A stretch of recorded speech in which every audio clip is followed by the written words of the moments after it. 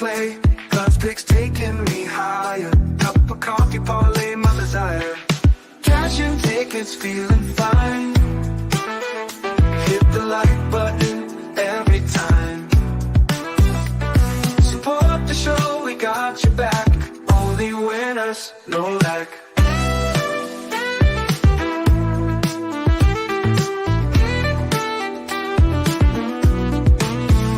College football on the rise. Daily bets, big surprise. Spread the wealth. Yes, sir. We are back in the saddle again. What's going on, everybody? Happy Saturday. It is College Football Saturday. Once again, week 6 edition on Saturday mornings with GunzPicks. I am GunzPicks, the host with the most, the point guard of podcast, and the self-proclaimed CFB GOAT himself. And we are here live on a Saturday, 11 a.m. Eastern time. Give you the plays that pay the bills. We'll be talking about the top 25 breakdown. We'll be talking about some of the other games that are on the slate. And, of course, we'll bring up the cup of coffee parlay. Not one, not two. We're going to bring them all up. And I believe we hit one last week, at least the 3-teamer. So this is what this channel is about. This is about giving out winners. This is about talking to the chat. So if you are watching, drinking a coffee, having an egg sandwich, a B, A, and C, that is what I want to know, what you're eating, what you're having on this beautiful Saturday. You got the smoker going? You got the, what do you got, one of those green eggs? I don't know what you guys got going on, but I would love to hear it in the chat. But we'll be talking about the plays regardless. Have some guests along the way. They'll be coming in periodically, I hope. But you never know. Fridays are a little bit rough for a lot of people, so including myself.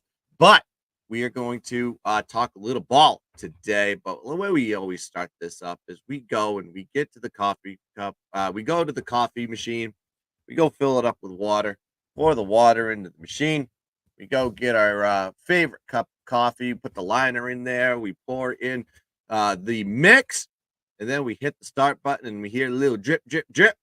And that is why we have a cup of coffee parlay. Let's go.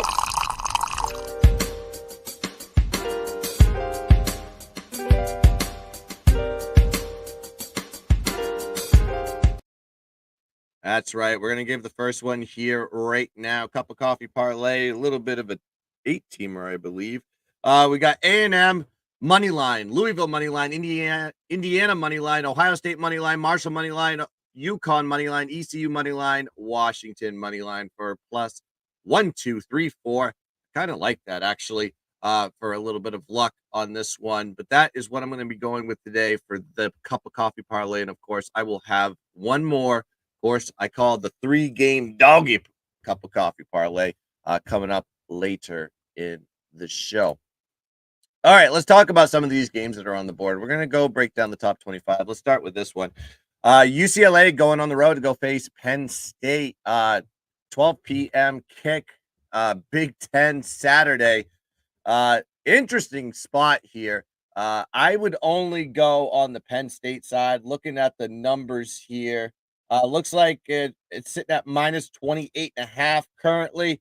A lot of the money's going towards the Penn State side, obviously, and I'm seeing the books as I was reading before the show. A lot of tickets going towards UCLA on the money line. Okay. I haven't seen anything out of UCLA that would give me any confidence that they could even win games in the Big Ten. Their offense is broken. Their defense is broken. Their coaching staff is new. Everything's kind of fresh. I think Chip Kelly kind of left that team in shambles, and it's just an unbackable team. On the other side, though, for Penn State coming off a nice little win themselves, rank versus rank type of situation. Usually Peterson kind of falters in those, but not necessarily top 10, yes, but never top 25 because they can beat those. But, good win nonetheless. I thought they played a little bit flat in the first half, kind of cranked it up in the second half. I did say it on one of the live stream shows to go take Penn State in the second half, and that cashed. So hopefully you saw that. But when we look at these two teams right now, I don't see any reason why to take UCLA in any type of situation unless we see some sort of progression. And with Penn State, it's the only way to go on this one. I think Penn State's offense is is clicking. Singleton's running the ball really well. Drew Aller's kind of found himself a little bit. I want to see a bigger sample size with him with some better teams just to see if he's actually kind of fixed everything that what he was, get to that spot that they believed he would be. This guy came out as one of the top recruits when he came to Penn State, but I don't necessarily know if this is going to be a situation when they play a big team. Is this guy going to step up to the plate? Let's go to the next game on the board as my guest is sitting in the queue. I'll pull him up in a second once I see his camera go live. Let's go rank versus rank. Great game here, folks. We got Missouri coming off a bye, going to College Station, Kyle Field. It's going to be rocking here at noontime. Noon kick game, rank versus rank. Probably one of the better games on the board here. I mean, you could say Michigan versus Washington's kind of a big one, but rank versus rank nonetheless. I think this is the top game, considering Missouri versus Texas A&M. And let me talk about this one. You got Missouri 4-0 in the year, coming off that bye, plus 253 net yard average, plus 25 point differential. And then you got A&M off a win over their rival Arkansas in Jerry's world, minus 82 net yards. Plus 3 turnover ratio is kind of the deciding factor in that game because they didn't win the yardage battle. They're plus 63 net yards for the year, plus 11 point differential. When we look at Missouri, great stats, offensively and defensively. I can't ignore how good they've been. However, they haven't really faced anybody. The competition so far has been Murray State, Buffalo, Boston College, and Vanderbilt. None of these teams are even ranked in the top 62 in Massey Power rankings, okay? BC and Vandy games ended within a possession as well. So they're playing to the pay grade of some of these bottom-feeding teams, in my opinion. A&M, what do they want to do? They want to run the ball. They average 5.5 yards per carry on the ground, 6.6 yards per carry at home this season. And then A&M's offense has improved well since they made the quarterback switch, benching Connor Wegman, putting in this Marcel Reese guy who's thrown the ball pretty well.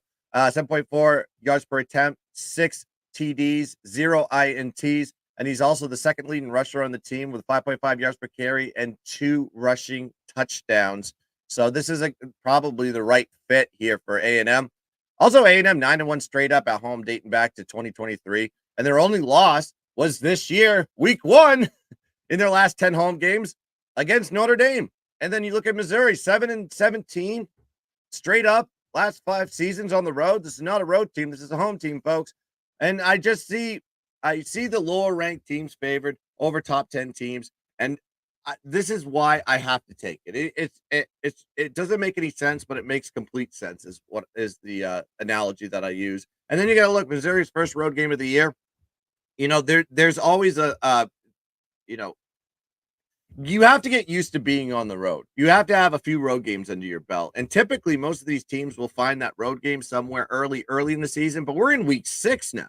And we have some teams on the board here, including Michigan, by the way. We'll get to that one later on in the show. That is playing their first road game of the year.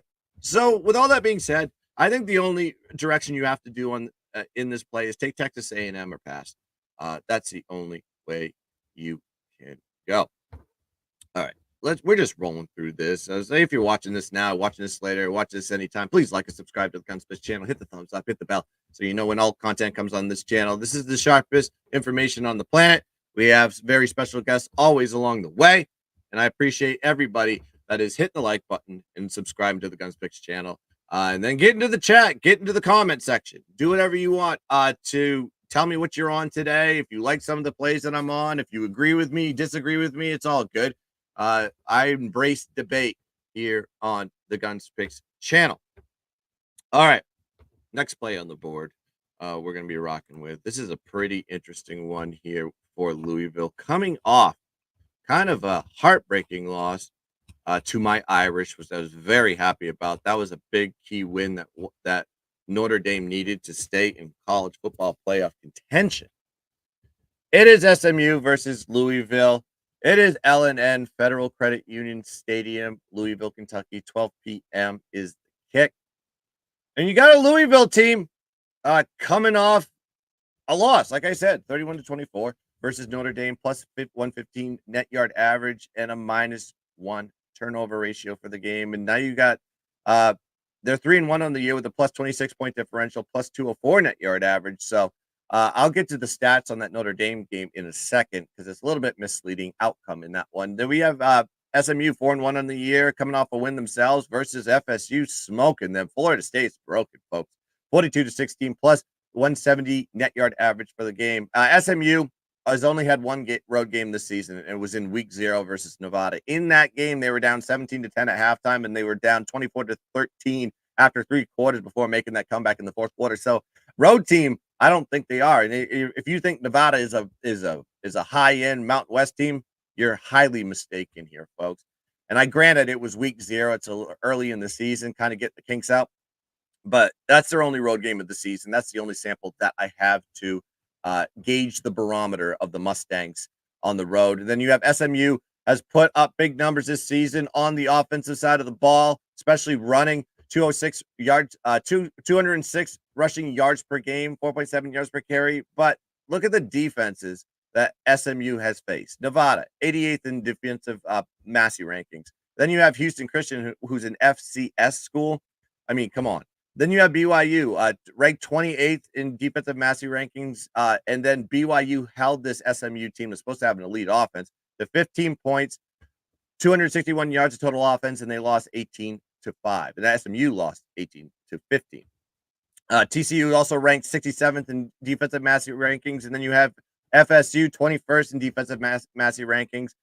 But FSU is just a mess. So don't take that with a grain of salt here. Also, Louisville in this situation is ranked 20th in defensive Massey rankings, so they'll be playing their best ball here, and it'll be the best defense that SMU has seen all year. And Louisville performed well last week despite the loss to Notre Dame, putting up 139 yards above their season average on offense, and then held Notre Dame to 132 yards below their season average on offense. So defensively, they played their best game. Offensively, they played their best game. However, the score outcome was on the opposite side. That was a loss. You got to take it with a grain of salt. You're playing an elite Notre Dame team that has the pound of flesh element, and Louisville kind of stuck with them the entire way on the road, which is not their best, how they played their best ball. So when I go back to that, speaking of home, Louisville is 11-2 ATS as a home favorite since 2022. 11-3 ATS as a home favorite versus conference opponents. 6-2 ATS off a straight up loss. And then SMU 2-7 ATS since 2021 as an away dog. 1-6 ATS as an away dog versus conference opponents dating back to 2019. So this is a bounce back spot here for Louisville, in my opinion. They're coming back home. They're playing a conference game. I think this is a great spot to be taking Louisville off the bounce back. So that's the direction I would go. I would see if I could get a -6, -6.5. I'm seeing 7s pop up on the board. I got -6.5. Give me that all day long. Louisville, -6.5 as the play. And if Connor Mack is ready to go, give me the thumbs up. I see you in the queue. Just tell me when you are ready to go. I'll wait till your camera pops on, buddy. So we'll have a guest here in a second. We're just going to wait for him to get ready. Probably putting on his face. Who knows? And we have Peter Grasnia showing up. Happy Saturday, Guns. Good morning. Let's get him today. Give him the horn. All right. We got another brewing cup, hot cup, as I'm taking a sip of the potion. Get 3-wheel motion. And we are going to brew ourselves one more. This is the Doggy Cup Coffee Parlay. Let's go.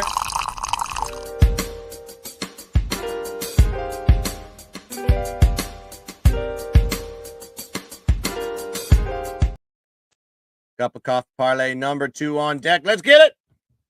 We're going to go Cal money line, Hawaii money line. I know they're off the island, but they're playing a San Diego State team as a short dog in a little bit of a revenge spot. So I got to be taking them here. As my guess is in the queue, I will get C-Mac on in 2 seconds, and I'm going to go ODU money line plus 1962 parlay. And as my guest is ready to go, we're going to get him up here. You can see him on Hitting the Books. You can go find that out on YouTube with Bobano Bets.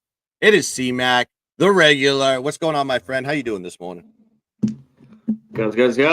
What's going on, my dude? I'm good. How are we? I'm fresh off a back-to-back golf scramble. I played 36 holes in 2 days. The sun is beating me up. My voice is gone. We ended up getting second. I got a trophy. I got a sleeve of balls and a little bit of cash. So I'm running into Saturday now. Let's get it. Let's get it. Yep. How's everything going on your end on hitting the books and everything else on the social media platforms? How's the light? Is this better dark? Or like a light? That's good right there. There we go. There's it. I gotta find the right lighting here. Yeah. Oh, you look beautiful, buddy. So I just want to get your opinion on a couple of these games that I've already talked about. Let's talk about the ranked versus ranked here, Missouri versus Texas A&M. You got any thoughts on that one? I don't have any action in this game. I just couldn't get there in the end. Nothing that I want my money on. You know, that happens. And I have a lot of bets today, a lot of late action in the afternoon, the evening. It's a classic one. A lot of people don't think Missouri is for real. I think they are. I think they're solid. You know, I know to start the year, but this is on the road. One thing, A&M at home, it's lost a little bit of its home field lately, I think. You know, they've been beatable there. It just hasn't been a place where you'd walk in there and kind of lose. You know, I think Missouri could go in there and win. They struggled against Vandy. That was kind of the flat spot before this game. And we'll see. Reed starting here. I mean, that's pretty much. I thought he was going to play today. Yeah. He's still in, right? Yep. As far as I know, I haven't seen anything that popped up that tells me he isn't. Me too. I mean, I think he goes in this one as well. So it's just tough. Even at -2.5, I can't back A&M. I haven't wanted to back them. Last week, I had a piece of Arkansas +6. They covered in that game, and I don't want to be. And the week before that, I faded them 2 guns against Bowling Green. I just, not even as a 2.5-point favorite at home, do I want A&M. Do they win here? Maybe cover. I just don't want my money on it. So whoever is on it, get it. Yeah. And you mentioned Bowling Green. I never thought in the existence of me handicapping college football that I'd ever say, like, Bowling Green is dangerous. And that team just kind of competes with everybody in non-conference currently. I think they're a problem in once they get into conference play, and you're going to see Tuesday night action with Bowling Green. This is a team, a play-on team. The MAC is kind of. But look what happened, real quick, though, Guns. With that team, the classic, though, they become 2 touchdown favorites. Old Dominion beats them. That's correct. Yeah, they need to bingo. Yeah. So that was a perfect time to fade them. As you see, these teams all of a sudden they're playing a lot better, and I want them to in conference. They might be, though, at this point, maybe a little overvalued. I love that they lost to Old Dominion. That set up perfect that they dropped that game. But things you'll look out for as you bet college football year in, year out are little things like that where you can make money on. Yeah. I was just checking the updates on A&M because you mentioned about the quarterback situation. It's still, when they say game time decision, they mean game time decision. We may have to be like right on the 12 o'clock hour, or maybe even we'll update you as we go up. I'm going to keep these updates going here. Okay. But yeah, the quarterback situation is still up in coin flip territory, whether it's going to be Wegman or Reed. I sincerely hope they start Reed. I'm not a big Wegman guy. Let's go to some of these other games that are coming up on the board here. You know what? I just want to kind of brush on this one because it is a ranked team, and the team that's going to be a team that we're going to have to look at once they start getting into better competition, especially next week. They're going to have to play Oregon. Iowa versus Iowa State, 3:30 kick. Iowa State kind of a double-digit favorite here at home. Not really tested by anybody at this point. Haven't really played anybody. It's almost like they're having their own little personal preseason and then kind of rolling into big action. You have any thoughts on Iowa versus Iowa State, Connor Matt? Man, this is another game that's a path for me. Nothing bet on this one. There's a ton of lower games where I think there's value in this one. This one's tough. I think Ohio State could cover this number. Obviously, other than the top two, I mean, I'm pretty sure I think it's Georgia and Bama. Some people think Texas, but Ohio State, I mean, there's the four right there are the best teams. Ohio State has Oregon on deck, right? Yes, that's correct. Next week. Okay, that's what I thought. I just wanted to double check. Iowa, all of a sudden this team's played at overs. Guns, does this game get over? The total's been a little bit low. Offense been a little bit better. Maybe the defense not as great as years past. I still think they're pretty damn good. We know what they want to do. They want to run the ball here, shorten this game down. I know in certain spots, I wanted to double check this. The wind's not too crazy here. Yep. Yeah, it's only 5 or 6. Okay. Yeah, certain spots, they're a little bit higher. Like in the Nebraska game, I know the Purdue, Wisconsin's around 15, 16. I was just double checking there. Yeah, in the end, these games, between these two have traditionally had some points. I think Ohio State, in the end, wins this. Do I want to lay 18? No. For a thought for me, in this game, if you wanted to bet it, was Ohio State maybe team total.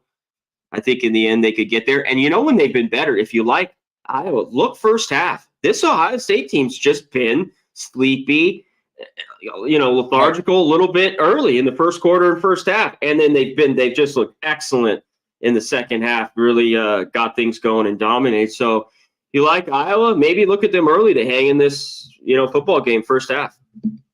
Yeah, I mean, you look at their yardages. I mean, they're putting up 535 yards of total offense, 6.6 yards per carry. They're rushing the ball well. Even the passing is not bad. They're putting up 308 yards of passing too, 66.9% completion rate. Will Howard's actually doing a pretty good job. He's had 2 picks, but he's got an 8-2 ratio as far as touchdowns and INTs are concerned.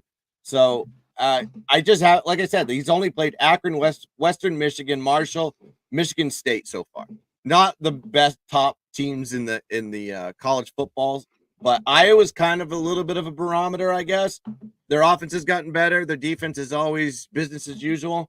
But are they concerned about this game? Are they looking ahead? That's the concern that I have, because Oregon's a big game for them. They have to go on the road and face them as well. So, yeah, I don't have any reason why I would want to lay points here with Ohio State. I kind of want to watch to see if Iowa can stay in this game to maybe kind of gauge how they're going to be down the road and take some opportunities there. I know a lot of people like the future on Iowa in their win total. So, and this number's dropping. We're 17s now, even not even 17 and a half, 17s, but still first half, like I talked about, they're still 10s. So, I'd look that way. That'd be my lean. Yeah, I'm seeing 17 and a half, 18s currently right now. We'll see. That's a full pass for me. I looked at this for 5 minutes and I just kind of walked away from it. I haven't been on anything. I've kind of ignored all Ohio State games as far as gambling is concerned in the first 5 weeks, and I'm going to continue to do it in week 6. Me too. All right, let's go to this is kind of an interesting one. Auburn, you're a mess. Hugh Freeze blaming his players. I don't know what's wrong with this program. It seems like all lows of lows here for the Auburn Tigers. And then they're going against a Georgia team that played an absolute abysmal first half versus Alabama, going down 30-9 in the first half, and then coming back in that game, crawling back, and it made that thing into game of the year type of scenario for Georgia. Are they going to carry that momentum into this game? I'm going to say yes. That is my lean on this one, is to take Georgia. Georgia's 9-2 ATS versus Auburn in last 11, and I just don't trust that team. Now they're getting back home. They're getting out of Tuscaloosa. They're back in Georgia. This is the only spot I take here at Sanford Stadium, at Athens, Georgia, 3:30 p.m. kick. What are your thoughts on this one? Count 'em at. Yeah, if this Georgia defense is for real, which I still, is one of their best ones in the last 5 or 6 years, I don't know. When I looked at this game, and I haven't bet this yet, but it's been on my list since Monday, was Auburn's team total under. Last year, 27-20, that was with Peyton Thorne in. It was a tight game there, but I don't trust him at all. No. He made the big mistake. He looked pretty good last week too against Oklahoma, and then just the pick six, and it just was over after that. This number is big, but I think Georgia, another team you want to talk about slow first half. They've been down against Kentucky. They got their ass slapped by Alabama. This Georgia team, even against Clemson, they were up just 6-3, or maybe it was 10-3. The very first week of the year. It was 6-3. Going 6-3. Okay, and then they blew it up in the second. Yes. So slow starting. Yeah. The second halves have been big for Georgia. Right. So when I thought about this team was pissed off, but I don't want them first half. We talked about it earlier in this week too. And if the defense is for real and it gets back to what it does, other than Bama, which I talked about, the athletes are just too good when they get together. They're just overs. Those games just go over, whether it's just slightly over 50 or those games get into the 60s or even the 70s, like we saw last week. Mm-hmm. But yeah, Auburn. Other than Bama, Kentucky scores 12, Clemson scores 3. I'd dare them to score 3 touchdowns basically here. 2 touchdowns and a field goal. I would dare them to. So I like that was my play here. Yeah, that's a great you brought that up about first half, second half, and that was the cap that I had last week versus Bama. I said Bama's a first half team and they slow down in the second, and then Georgia's the polar opposite. We took the first half, we cashed that one. I said slam Georgia in the second half, whatever the number is, because Georgia's going to come out swinging, and sure as shit they did. And you're probably going to have the same scenario here. You're going to be questioning if you're holding a Georgia ticket full game, if they even want to play Auburn. Well, pump your brakes, take a breath, go to your phone, and slam them in the second half. That's all I would tell you to do. It's because that's just who Georgia is. It's they make their adjustments. Kirby Smart probably screams and yells at his team every time they go into the locker room in every first half game this season. And then that scares the pants off of every single player there. And then they just kind of play their best ball. That's exactly it. Connor said it perfectly. This is a second half team. I would say full game. And I would probably wait until close. I'm going to say this. Wait till closer to kickoff for the number, because the number's bouncing around right now. I know a lot of people got 24 earlier in the week, and I understand that sentiment because Georgia on the bounce back. But the number was at 23 last night. Now it's at 21.5. If that number hits 21 or below, that's the best spot to get this game, because you get it to a key number. And I still believe Georgia's going to smoke them here, knowing this Auburn team is just given up almost on their coach. I think this is going to be a Georgia spot, but get the best number possible for that game. And then we got Soundmaker in the building. Says, got NFL pick for you at the live Sunday morning show. Can't wait, buddy. Join us for that. And then, of course, Peter Graznia. Bulldogs got to win this big, I think. Yeah, they got to show out. Coming off that loss, I'm sure they had a rough week of practice, but played their balls off in the second half. And I think you'll see that here on 3:30 East. All right. Speaking of one side and the other, we got one on a bounce back and one of the highs of highs. You have an Alabama team that is now the number 1 team in the country. They're going up against Vanderbilt. Vanderbilt, of course, signs of improvement on Clark Lee's team. Kind of always backpedaling, going back to old Vandy at times.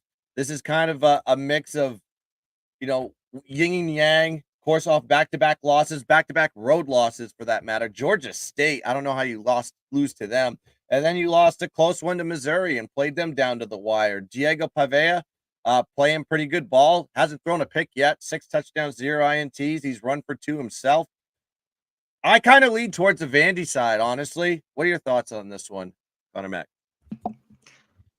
Yeah. This Vandy team, after playing Missouri tight, we talked about them earlier, and they're off the bye here as well. If they're ever going to get it in a tight game, I think this is now, because Bama, at least the last 5 or 6 years, is just, whether it's they've been at home or on the road, kind of beat up on Vandy. There's a couple of these teams where they just haven't had really success against Bama. Can that change here with Pavia? If they score here, they can they're in this game. The one thing, though, the Vandy defense is bad. It was shocking. Just mistakes by Missouri. They should have had that game went to OT. They should have scored 40 like everyone else puts basically on them. Guns, even Georgia State had 36. The defense still is not very good. I think this game slips over. just total. As long as Vandy scores here, like they get 2-3 touchdowns, the cover's live, and I think this game could get over because I still think Bama's going to do their thing. And it's Bama off the big win, maybe a little sleepwalking here, maybe early in this football game, maybe. So yeah, this game was the over for me, and I don't mind Vandy. I think they can hang maybe. Yeah, I'm kind of interested in as I'm just kind of looking at my stat sheets here. Like I said, Bama is a first half team. I can't stress that enough. However, I think in this situation there may be an opportunity to take Vandy in the first half, just coming off that win, coming off, and then you have to go and carry that motivation and then bring it onto the road to go play Vanderbilt. And you think Vanderbilt is a home field advantage? Not really. I think there'll be more Bama fans there than Vandy fans, to be honest with you, because it just happens that way. It's probably the worst college football home field advantage, I would say, unless you talk about some of these MAC teams on a Tuesday. Nobody's there. Yeah, where you have 6 people in the stands freezing their ass off in 20-degree weather in Ohio. But there might be an opportunity here to go look at a first half opportunity. I also like the full game on this one because I just think there could be a sleepwalk potential. But if the sleepwalk potential is going to happen, I think you're going to see it early than you're going to see it late, because you could have one of those situations with Bama to come out. They sleepwalk through the first half. Kalen DeBoer gets them in the locker room and straightens them out a little bit. And then they go, oh, shit, yeah, we got to start playing here. And then they start playing. But Vandy's offense has the capabilities of sticking around in the game. They're pesky. Yes. They're very pesky. I mean, they did it at Missouri last week. Or their last game after, of course they had a bye last week, but they have that capability to stick into a game and be that, yipping little dog right in your ear. So you got to be careful with this team, right? I saw it with week 1 versus Virginia Tech. And we just saw this Virginia Tech team against Miami. They beat them. They're late and they moved the rock. So can they just do that here? And I think they, can a little bit. Maybe this is more, could they get 16? They beat South Florida. Those were late scores for Bama. The game was a little bit closer, 42-16. Right. Another score is this 42-24. I thought the total was a little light. Right. Yeah, and then you look at some. They are. Bama is capable of sleepwalk. We saw it against you in South Florida. 14-16 at halftime was the score of that game, and then they ended up winning 42-16. They were up on Wisconsin 21-3, but that was kind of flat in the first half too. I think Wisconsin kind of shot themselves in the foot in a couple situations as far as getting into scoring position. Didn't put the biscuit in the basket. Yeah. And of course, Van Dyke went out. Yeah, too. Van Dyke went out. So a lot of factors went into that. I guess that total in 21-3 in the first half. But yeah, I think Vandy. Let's go. I would say this. I'm stronger leaning towards the first half than I am in the full game, because I just think this is a perfect flat situation if one exists for Alabama. All right, we have a little revenge game coming up here in the ACC, and this team has a lot of receipts to cash. Okay, this Clemson team is on a little bit of a tear. They cashed that one that they had from NC State, and they're just steamrolling teams coming off that loss from Georgia in the first week. Punch in the mouth, blood in the back of their throat, and they've just been stomping on their opponents left and right. And now you got to play a Florida State team coming off of another terrible loss versus SMU. This team is broken. It's absolutely broken. And now you got to go play a team with seeking revenge, and you say that Clemson's just not going to take them seriously. They will, because Clemson has gripes with every single team that they got to face in the ACC this year. And I don't think they're going to stop the drubbing and the punching in the mouth and just kicking them while they're down. This, to me, feels like a Clemson spot or pass. I'm not putting any money on it because I don't know I don't know if their Florida State is even capable of being in any games anymore. But we will see today. What are your thoughts on this one, if you have any? Connor Matt. Yeah, I have nothing. I want nothing with this football game at all. Because what do we get here? Yeah. Brock Lynn is in now. What do we get from him? Is it the spark? Can they rally? There's just been nothing with this Florida State team at all. The defense I thought tried to hang around some of these games, but they're not very good as well. And it seems like Clemson is clicking. This is a big one. Will it just continue and they go in there, steamroll, win by 3 or 4 touchdowns, and Clemson's kind of back. The offense all of a sudden has looked very, very good. The defense too has looked great. So, but I don't know what we get from this offense. The receivers haven't been good. Guns, they've just been awful. Yeah. The line's been bad. I mean, all this whole football team is just dismantled. It's just been really, really bad. It's rough times for Florida State. Can they stand up here at home? 2 touchdowns. Can maybe Glenn spark it? I'm not so sure. Yeah, for me, I just no bet on this watch in this game. I think if you gave me a free bet, I'd take Clemson. Or their team total, maybe. Yeah. The proverbial gun to the head. Which side do you take is Clemson? But, yeah. I mean, why isn't it 3 scores? This should be something a significant number to me, especially with Brock Glenn coming into this game. Brock Glenn last year, he won his stats. He had 2 games. He played in the Louisville game and he played in the Georgia game in the bowl. And he didn't do anything. Yeah. 19 for 51. 37.3% pass completion rate, 229 yards, 4.5 yards per attempt, 0 touchdowns, 2 INTs. That's it. He is not good. And then he went into the game last week and he was 0 for 4. So this guy can't pass. He can't run. He can't do anything. But it's like, what are you gonna do though? It's almost like they had to go to him because DJ's just that bad. After last week was the culmination, 3 picks. I think he had. It was just. So they're like, man, we have to go to you, Glenn. And yeah, when you talked about him, and those were such huge games. I remember watching him with Glenn. They were rough to watch, him being in. Yeah. It's unreal how bad that team is. Everybody had the highest of highs for them. And I was like, why? That you trust DJ to be your quarterback? He's shown nothing. And it's already come to fruition. The mask is off and we see who you truly are, DJ. And we are not impressed. All right, nice game on the board. We got a little SEC action. I kind of lean towards the side here, actually. Tennessee, man, the Vols are rocking. Feels like 98 is what people would say. A la the Peyton Manning era. You found your quarterback finally, and you have a good defense. You have a good offense. You are an official contender in the league with Nico running the helm, 10.1 yards per attempt, 7 touchdowns, 2 picks, coming off a bye, coming off a nice win at Oklahoma, where Oklahoma never loses. And now you got to go play an Arkansas State team on the road. Arkansas, not Arkansas State, on the road. And Arkansas is not a bad team either. They're coming off a loss themselves in Jerry's world. Texas A&M 17-21. I think there's going to be a little bit of fight in this hog, no pun intended. What are your thoughts on this game? Connor Mack.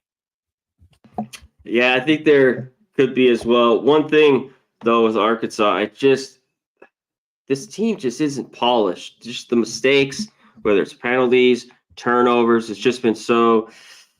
And it's just been inconsistent. We saw it last week. I think Green's a pretty good quarterback, but he's not great. What if you like Tennessee, I would not even mess with them full game. Here, guys, best first half team. Everyone knows that now. Everyone talks about it. They've been just money. If you got a 6.5, that'd be great because now there's even a couple 7.5s here. Don't take that. If you get a 7, if you like Tennessee. So it's Tennessee, but this won't be easy here, I think, especially if Arkansas takes care of the ball in this one. Is this Tennessee defense really for real? I need to see more. Oklahoma was dealing with the quarterback change, and they played a bunch of cupcakes. This is wait to see because I think that this defense is solid, but maybe it's not top 5. I don't think defense. Maybe a top 25, 30 range. So this is a big one. I'd watch out today. I was tempted by Arkansas. In the end, I didn't get there though. Yeah, I agree with that too. We need a bit better sample size. What other games coming up? So you have Arkansas, Florida, Alabama, Kentucky, Mississippi State. So Alabama's circled there. Florida is a nobody. Kentucky, maybe, but you're playing them at home. They actually, after this game, I think this is a positional spot here. You're coming off the bye, and you have to go to Arkansas. You're off a back-to-back road with a little bit of a bye sandwich in there. And then you get you get 4 home games in a row. And I don't know if there's a look ahead to go, oh, yeah, we got home games. We're just going to get through this one. They're a 14-point favorite. Haven't played anybody. You said they really haven't. I mean, NC State is bad. Kent State is one of the worst. And then you played FCS Chattanooga. And then you mentioned, like, is that Oklahoma win really legit? We don't know. Yeah, I mean, I think there's a little bit of a barometer here in this game because Arkansas can put that fight up. My lean here is I found a plus 14 early today doing my shopping around. I think there's 13.5s and 13s I'm seeing, but try to get 14 or more in this one. I think it's a better spot. There's 14s now everywhere. You can get it everywhere.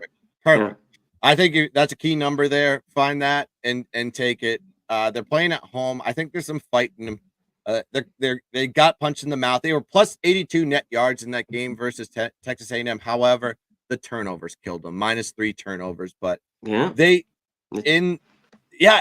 the road they've kind of like fell into this position of like they start turning over the ball. If that's the case, then yeah, Arkansas is not going to fight here. Yeah, they're done. Yeah, but I'm seeing the turnover ratios in the games that Tennessee played +1, 0, 0, +1. It's not like they're ball hogs either. So we'll have to wait and see. Just don't make mistakes. If Arkansas doesn't make mistakes, they're going to keep this game close, in my opinion. They need to. Pittman needs a big win too. It's been a long time, I think. Yeah. And I don't know how much longer he'll be there. Fighting for his job. Listen, I got his over on 5.5 wins. I think they're at least bowl eligible. They've made the move. Yeah, I think he can get there. Yeah, they made the moves. Like everybody's like, oh, KJ Jefferson left. The running back left, and now, but they got Jaquindon Jackson, which is an upgrade at the running back, and Taylon Green's an upgrade at the quarterback. So, I think they made the right moves to at least back against the wall, Sam Pittman fighting for his life to keep his job. I think this team will do just enough to keep Pittman as the general over there with the Razorbacks. Let's go into a better game here. I am looking forward to this one, because it's a very weird line. And of course, it's a rematch of the national championship. And everyone's like, oh, Washington with revenge. I go, well, there's nobody really there that remembers that game because nobody that's on that personnel now. The coaching staff, some of the players, maybe on the defensive side, not really from the offensive side, were there for the national championship game when they're 5.5-point dogs. Now you're seeing them favored here at home, unranked, versus the number 10 team in the country in Michigan. Michigan turned into the triple option virtually without having that offense in terms of they only want to run the ball. They can't pass the ball. Alex Orji, they don't trust him airing it out. But Washington, if there's any weakness or Achilles heel for them, it's the run game.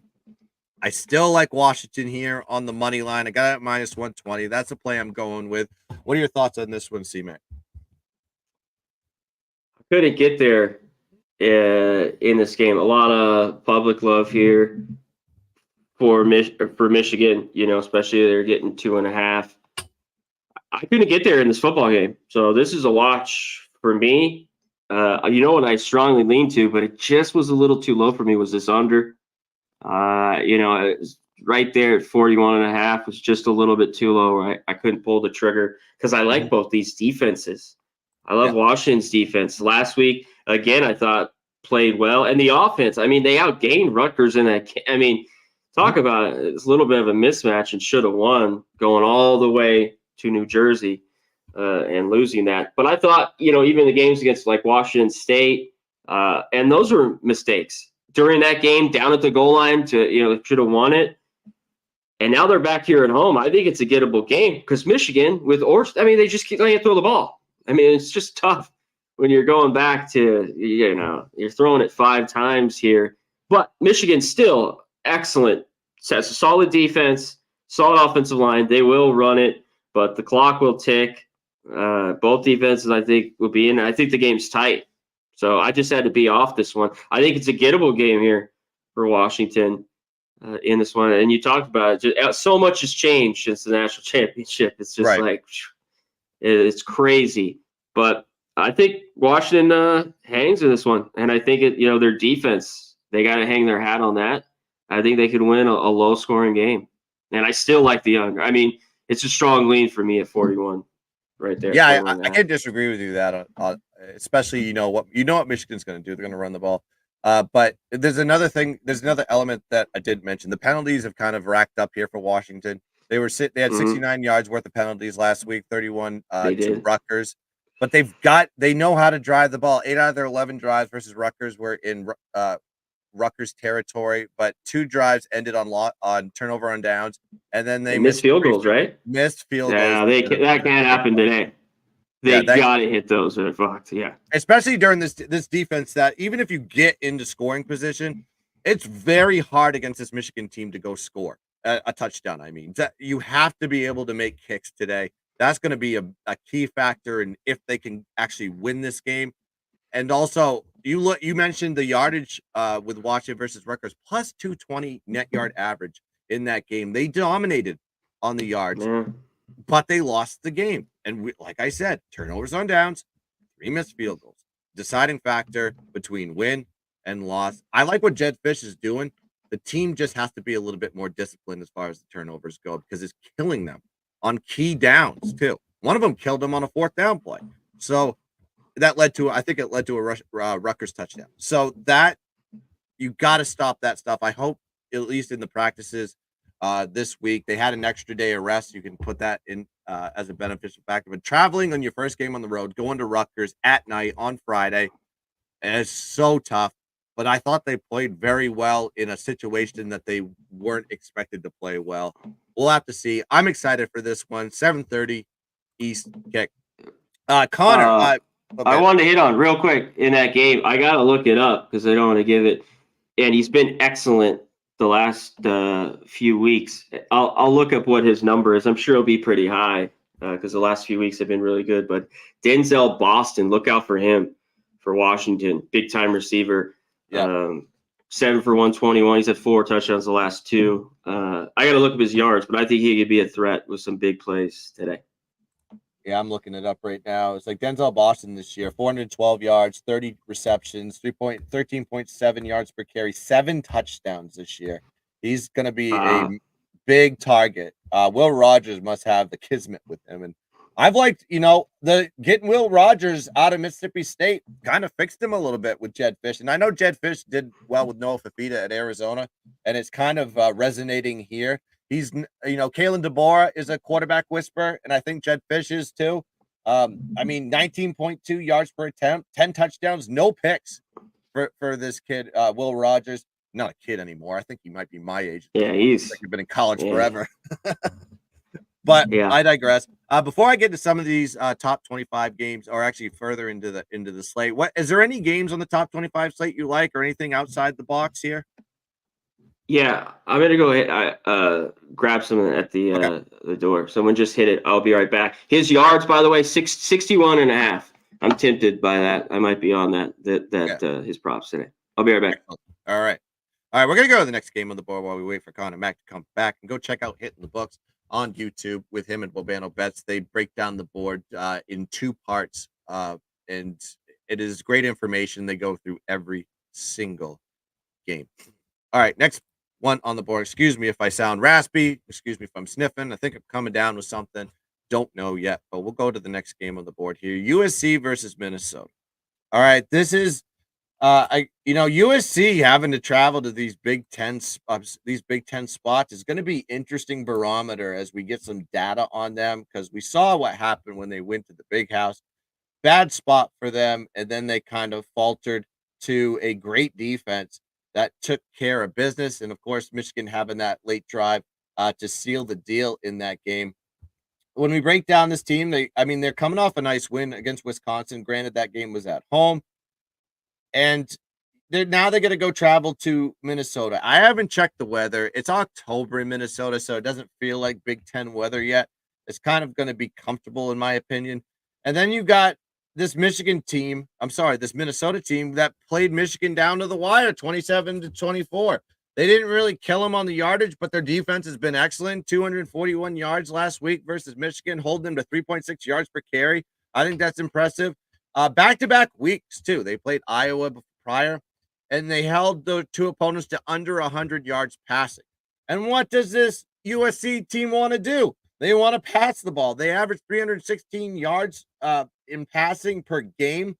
They have a 65.1% pass completion rate with Miller Moss at the helm, 7.4 yards per attempt, 8 touchdowns, 2 INTs. I think this is playing at home.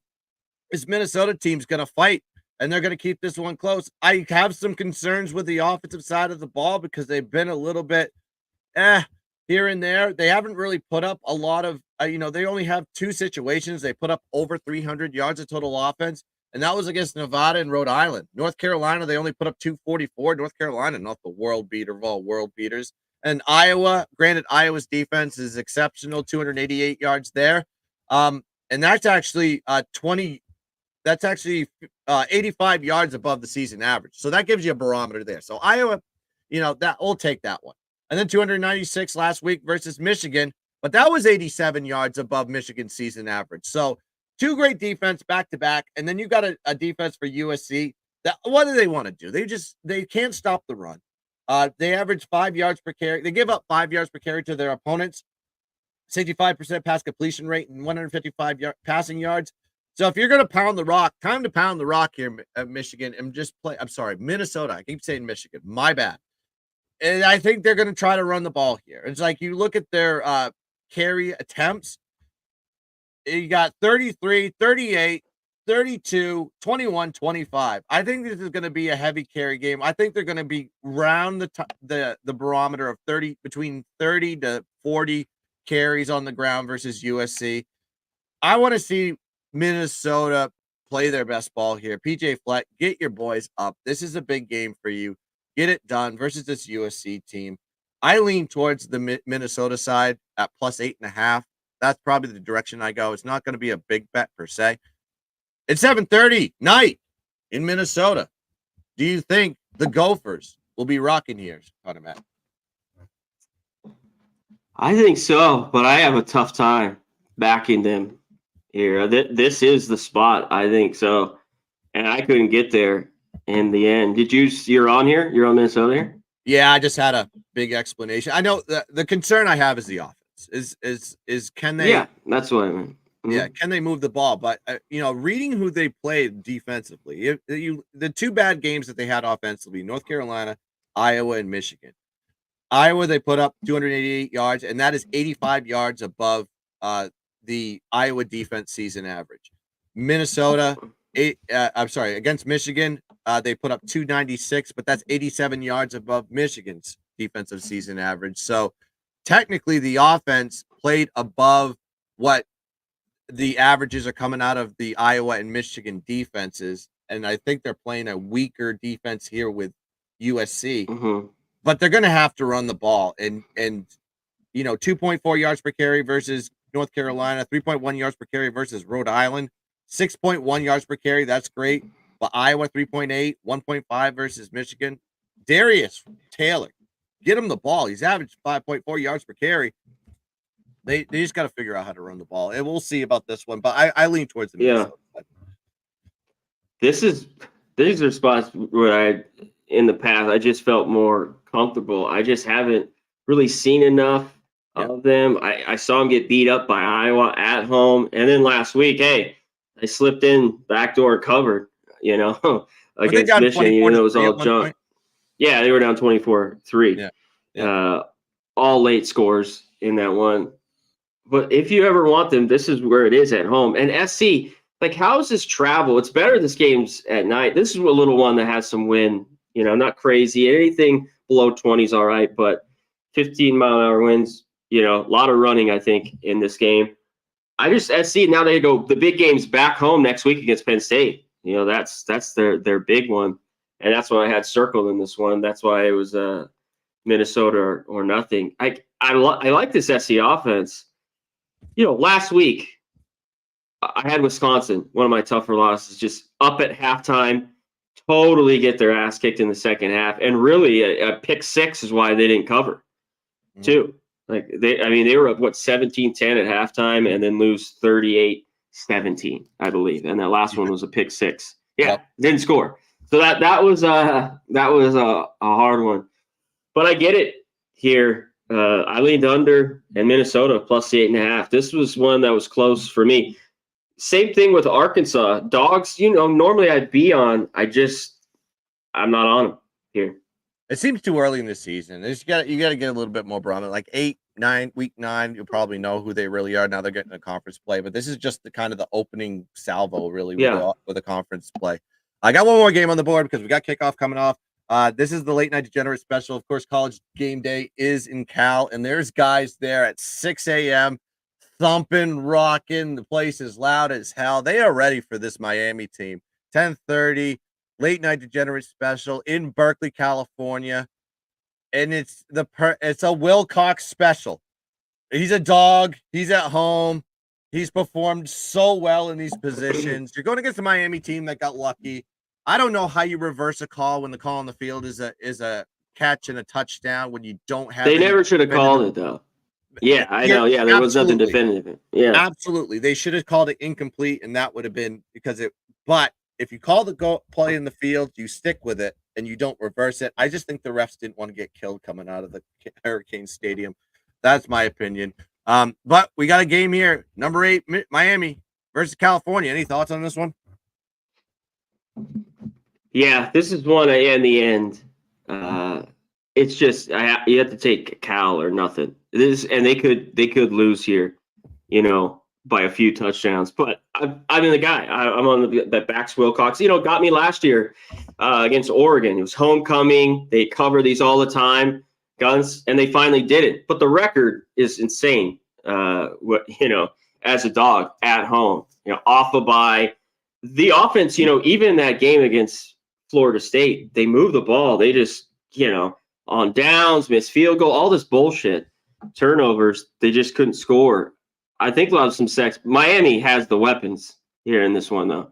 I think they'll be able to move it. Cal needs to kind of do. I thought their defense, their turnaround this year has been pretty good on who they played. Even where they go to Auburn and win. Like it's a little bit of a catch-22 because I can see people just Miami. This is game day, whole thing, but it's just they sneak out of that win and travel all the way here. It's just not going to be easy. This is a Cal or nothing here. These are the spots I'm on that I take consistently, and that's the difference between pros and Joes. When you win at college football, Guns. So absolutely, it's Cal or nothing. It's Cal or nothing. Yeah, I like Cal here. I know Miami's on borrowed time in my opinion, and it kind of come to fruition when they played at home in prime time at night, and you had Virginia Tech, and Virginia Tech had you against the wall at the very, very end.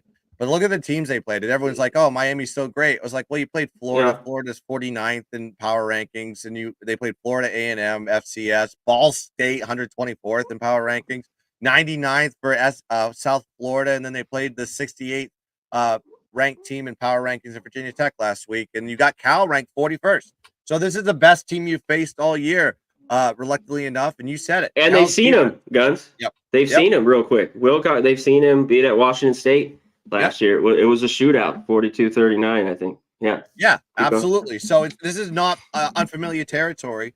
And then you look at Cal's strength, their defense. You mentioned it. 288 yards given up to opponents, 3.2 yards on the ground, 51.5% pass completion rate, 182 yards per game passing. Granted, are they going to hold Miami to under 200 yards passing? Probably not. But I think they have enough of the gusto. They have the home field advantage. Cal's 7-3 ATS as a home dog since 2019, and Miami's 2-6 ATS as a away favorite versus conference opponents dating back to 2020. And then this is Miami's first road game. A lot of these teams are facing their first road game this week. We called it with Michigan. I know. We called it, and Miami's in the similar spot. And you have to do it on the West Coast at night. College game days there. This is going to be a primetime late night degenerate special. I grabbed it early in the week because Cal as a dog is just money. Plus 10.5. Mm-hmm. I got it. I think you could sprinkle on the money line and take a little chance on this one. You could be waking up in the morning and seeing that Miami got shocked and Cal Bears are running on the field and tearing down goalposts. The crowd is absolutely insane there. And that's given me more motivation. It's almost like I should just put more money on this one, but I'm going to be responsible. I've already got my bet in. I'm going to take Cal plus 10.5 here in this spot. And as we get, actually, we're at noontime.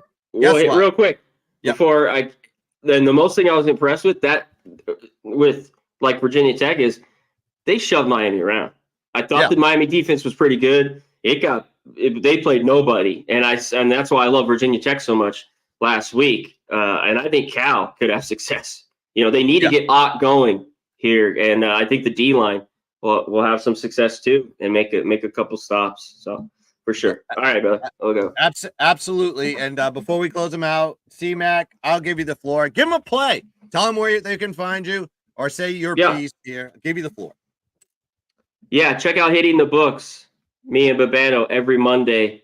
Just go over there, subscribe, watch it, hit a like. We have the cut up videos too, individual videos there. That's it. And go to Connor Mac picks in this one.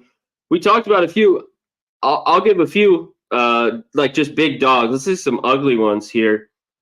Tulane UAB over 54. This total's too low. I even put a little bit on UAB plus 18. This team is garbage, but I think they can cover. How about another horrible? You want another horrible dog here? Southern Miss plus 17 at home. They cover today. Yeah. And you know what? Another one, a lot of people that I respect, they're off a bye. I don't buy. We didn't get to this game. Brent Key is a favorite in Georgia Tech. I don't love Duke really, but I think they're tough enough. They're 5-0. They shouldn't, and they're not. But they play who's in front of them, and I think they're good enough defensively to keep this within 10. I was shocked so many kind of people that I respect loving Georgia Tech wanted to lay 10. I'm on the other way. I took Duke. Maybe Georgia Tech can handle it and win by 2 scores, but I had to grab the 9.5 with Duke. I think they keep that game tight. I just do. I understand the philosophy. You got Duke coming off a rival win versus UNC. The rival win. Okay, sure, but then you're back. You're Georgia Tech is the fan. We've already seen it once this year in conference against Syracuse, and that didn't work out.